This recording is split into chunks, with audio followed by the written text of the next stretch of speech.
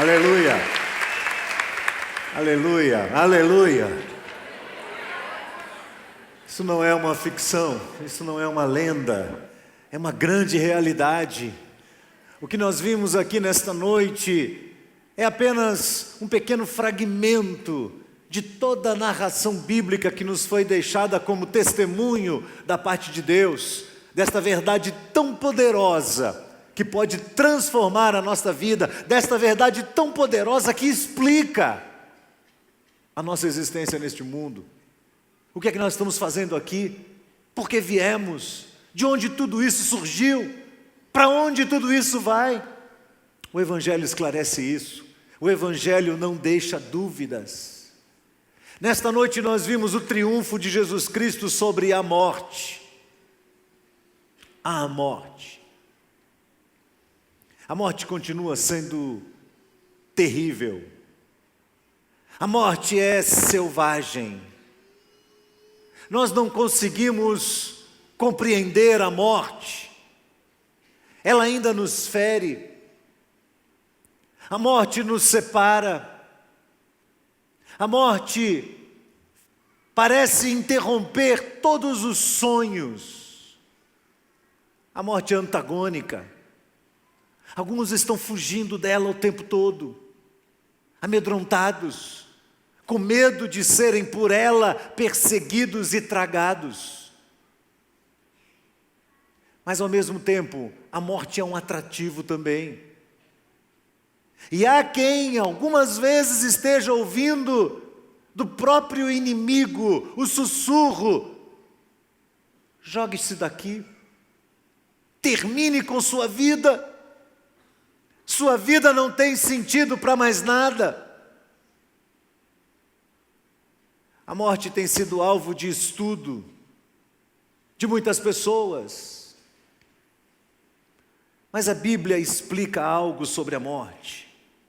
Paulo diz em Romanos capítulo 6, verso 23, porque o salário do pecado é a morte. Porque o salário do pecado é a morte. A morte foi introduzida no mundo por causa de algo que é infinitamente pior do que ela. O pecado. No capítulo 5, verso 12 de Romanos, Paulo diz: porquanto, assim como por um só homem entrou o pecado no mundo, e pelo pecado a morte, assim também a morte passou a todos os homens, porque todos pecaram. Todos pecaram. Parece ser tão injusto o que foi feito com Jesus, e é. Parece que Deus exagerou na dose. Para que isso tudo? Qual a razão de uma ação tão radical de Deus sobre o seu próprio Filho? Quando fazemos essa pergunta, isso talvez sinalize que nós ainda não entendemos o poder do pecado e o que ele pode fazer conosco, a sua capacidade destruidora. Preste bem atenção.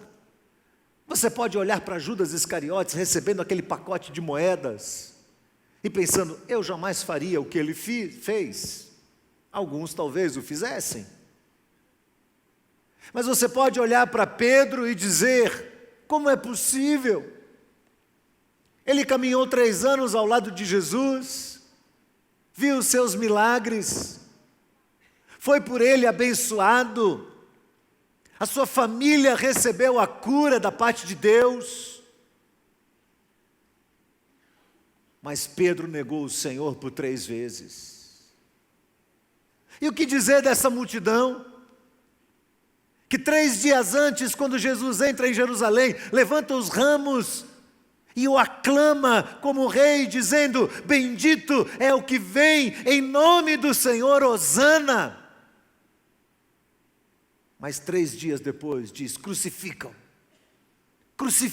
vamos exterminá-lo, ele é um falso profeta, vamos acabar com ele.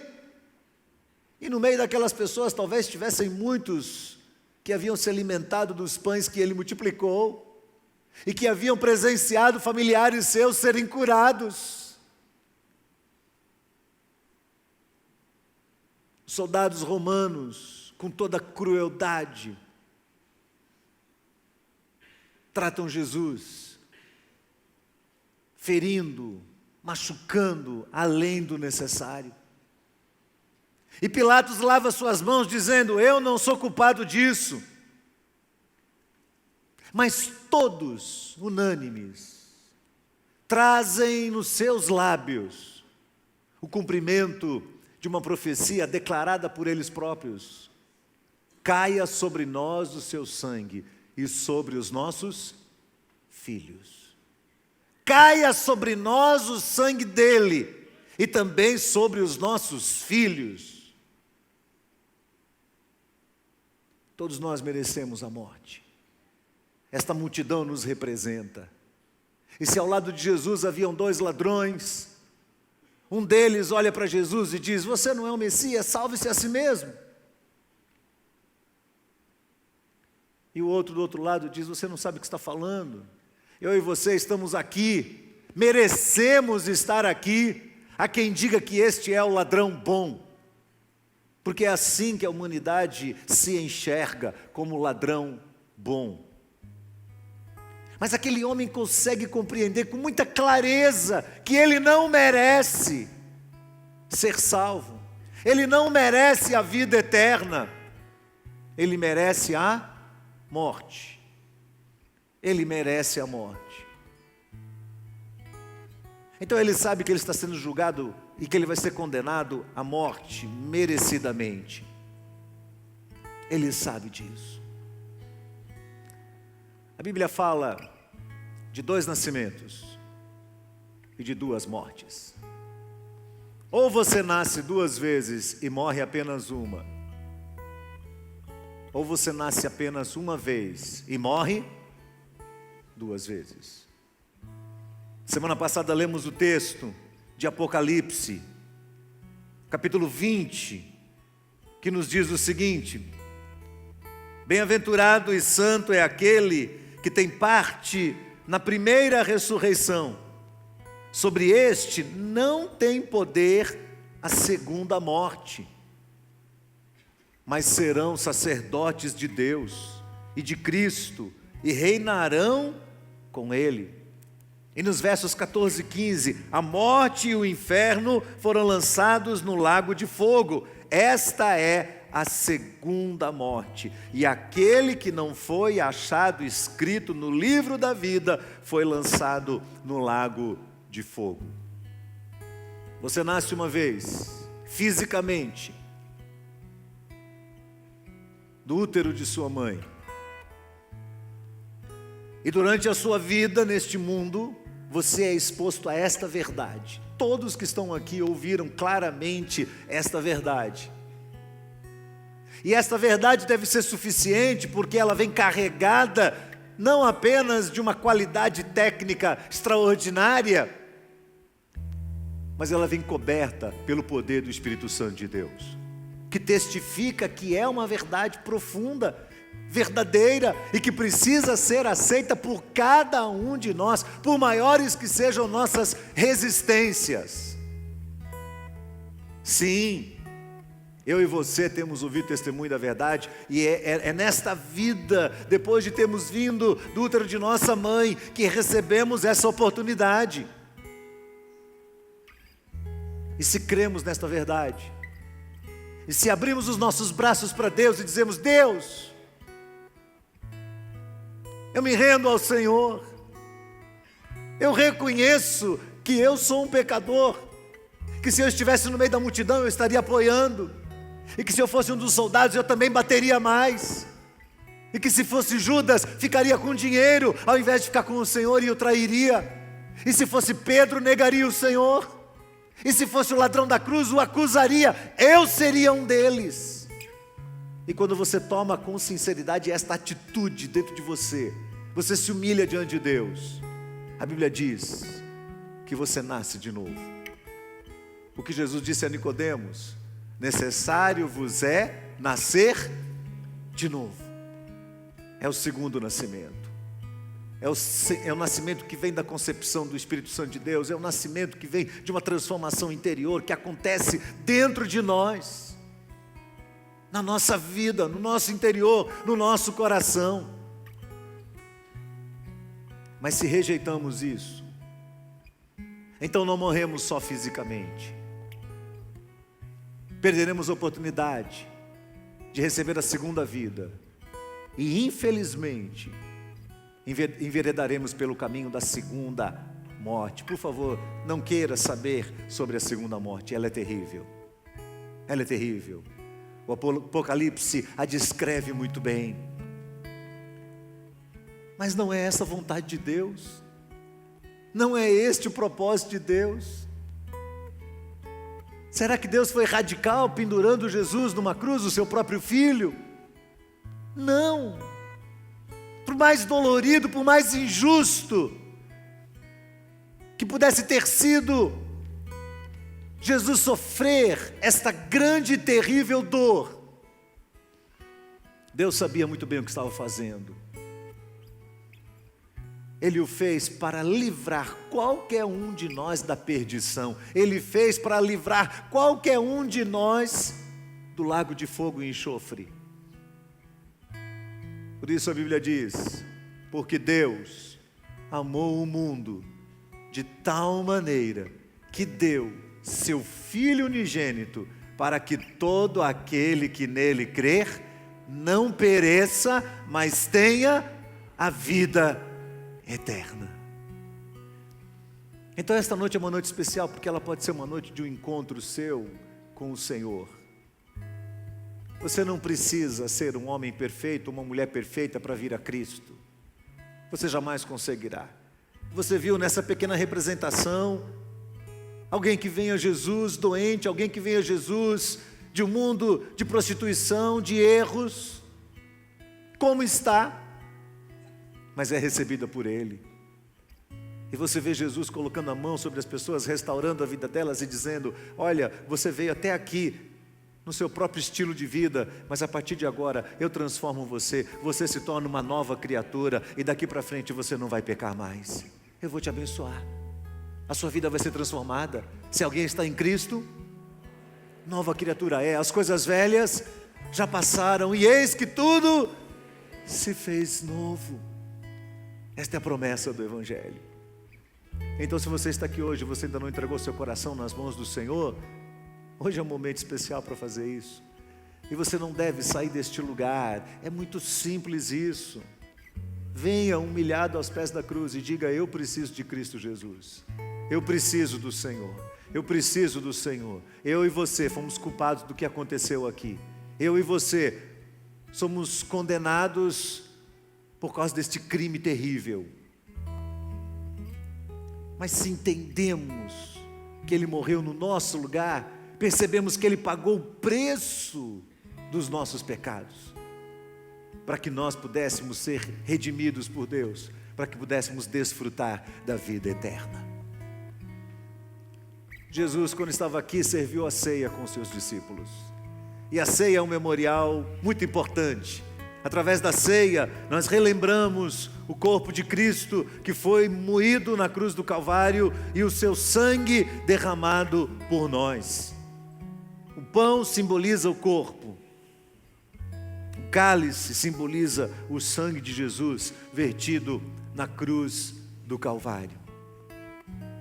E nós queremos convidar você a participar desta ceia hoje também e a relembrar aquele momento tão precioso, tão divisor de águas, essa história real que aconteceu há 2000 anos atrás e que tem mudado a vida de tantas pessoas e que tem dado a nós uma grande e extraordinária oportunidade.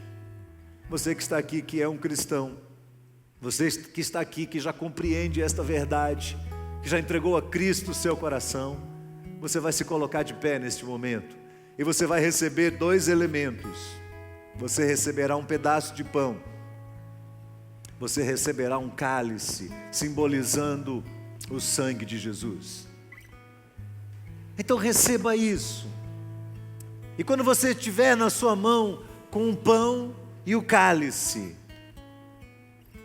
pergunte dentro do seu coração se você está conectado com Cristo. Se você está pronto a se entregar por Cristo, assim como Ele se entregou por você. Se você o ama, se você o recebe como Senhor e Salvador, se você está pronto a obedecê-lo.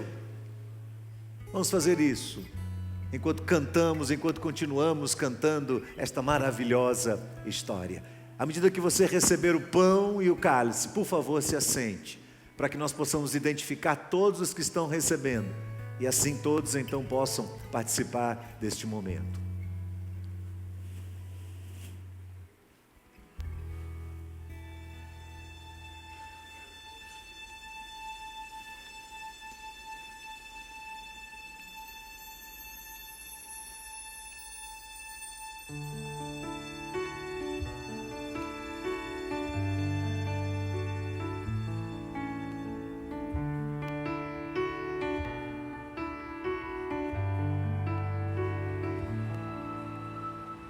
Sublime amor,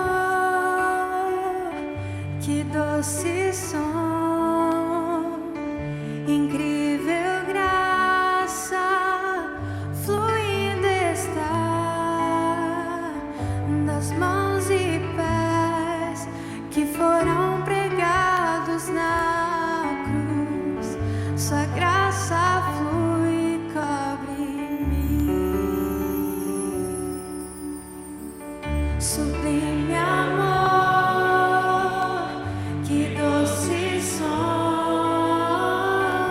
incrível graça, fluindo está das mãos e pés que foram pregados na cruz. Sua graça flui e cobre-me, e cobre-me.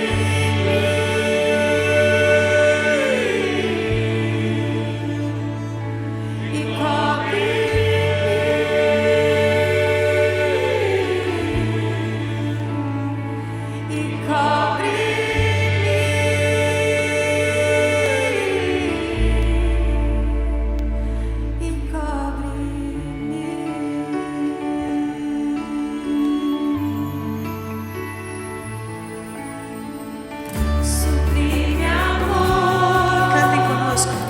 Que doce som,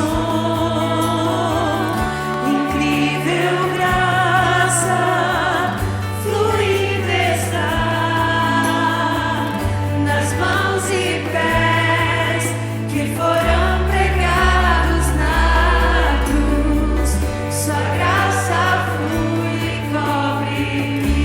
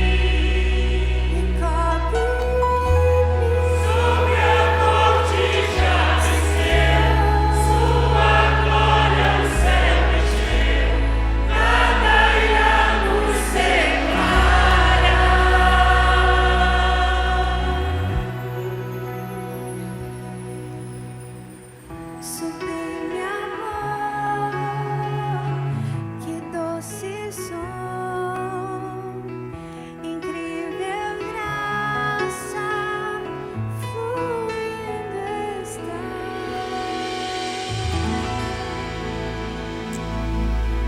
O que eu recebi do Senhor, o que também vos entreguei. Que o Senhor Jesus, na noite que foi traído, tomou o pão e, havendo dado graças, o partiu e disse: tomai, comei, isto é o meu corpo, que é partido por vós. Fazei isso em memória de mim. Vamos comer todos juntos.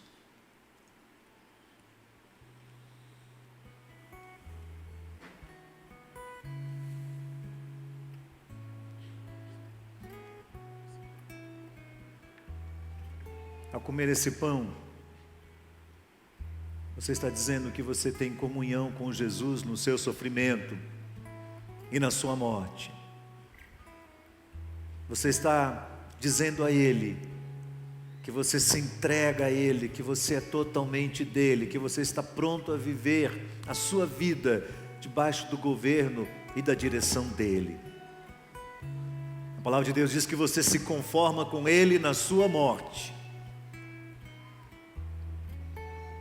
Paulo continua: do semelhante modo, depois de cear, tomou o cálice dizendo: este é o cálice da nova aliança do meu sangue.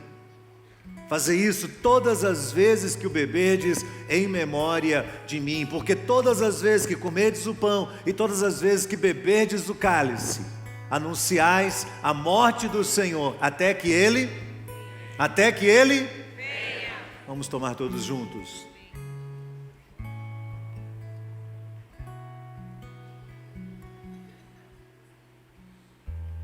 Deus é luz e não há nele trevas nenhuma. Se dissermos que andamos na luz, mas vivemos nas trevas, mentimos e a verdade não está em nós. Mas se andarmos na luz como Ele está na luz, temos comunhão uns com os outros, e o sangue de Jesus, o seu Filho, nos purifica de todo o pecado. Obrigado, Senhor Jesus. Obrigado, Senhor, por esse sacrifício tão incrível que o Senhor fez por nós. Nós realmente não merecemos isso. Eu realmente não mereço isso. E nada do que eu possa fazer sobre a face da terra me fará merecer o sangue de Jesus. Mas o Senhor o derramou por nós, voluntariamente, porque o Senhor nos ama, porque o Senhor nos quer perto para o Senhor, porque o Senhor nos prometeu ir e preparar lugar para que, quando esse lugar estiver pronto, o Senhor possa voltar e nos tomar para si, para que estejamos para sempre com o Senhor. Bendito seja o teu nome, Senhor. Bendito seja o teu nome, porque a morte não pôde reter a Jesus Cristo. Bendito seja o Senhor, porque aquele túmulo ficou vazio. Bendito seja o Senhor, porque se a sexta-feira foi um dia de horror, de tristeza, de dor, de sofrimento, de traição, de morte, chegou o domingo, e no domingo o Senhor triunfou da morte, e no domingo o Senhor nos deu a vitória sobre a morte também, Senhor, e nós bendizemos o teu nome por isso. Nós te exaltamos pela tua ressurreição, e a tua palavra nos ensina, Senhor, que se nós esperamos do Senhor só nesta vida, seremos os mais infelizes, os mais miseráveis de todos os homens. E agora nós nos alegramos diante do Senhor, porque assim como Cristo Jesus ressuscitou dos mortos, um dia também ressuscitaremos para estar para sempre com o Senhor. Exaltado seja o teu nome, nós te bendizemos em nome de Jesus. Amém. Vamos encerrar este culto de pé, cantando este sublime amor de Deus, este incrível amor de Deus que foi derramado por nós na cruz. E uma das coisas mais extraordinárias do reino de Deus é que no reino de Deus todos têm um espaço, todos têm um lugar. Mesmo aqueles que são surdos e que não podem ouvir a nossa voz, e podem no máximo ver as nossas mãos, mesmo eles fazem parte deste reino. No reino de Deus não existem ricos e pobres, no reino de Deus não existem diferenças de raças, no reino de Deus não existe o mais inteligente e o menos inteligente, todos são igualmente amados pelo Senhor e nós habitaremos juntos a glória celestial. Vamos celebrar com grande alegria diante do Senhor.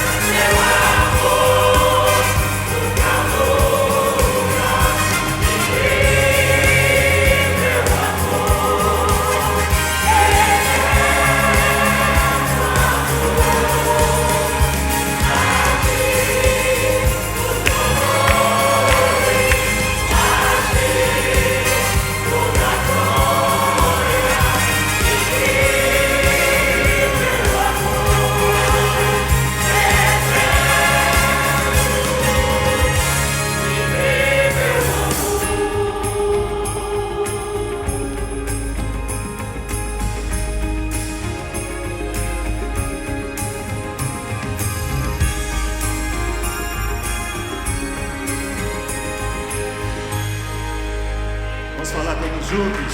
Porque Deus amou o mundo de tal maneira que deu seu Filho unigênito, para que todo aquele que nele crê não pereça, mas tenha a vida eterna. Louvado seja o nome do Senhor Jesus.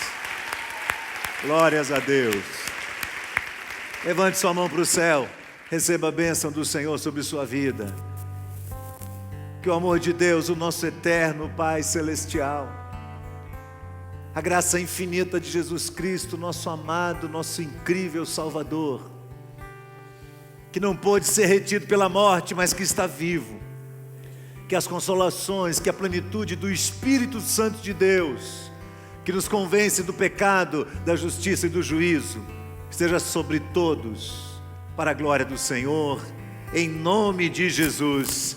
Amém, amém. Deus te abençoe. Dê um abraço em quem está do seu lado. Diga à pessoa que está do seu lado: Jesus está vivo, Ele vive, Maranata, e Ele vai voltar. Deus te abençoe. Vamos em paz em nome de Jesus.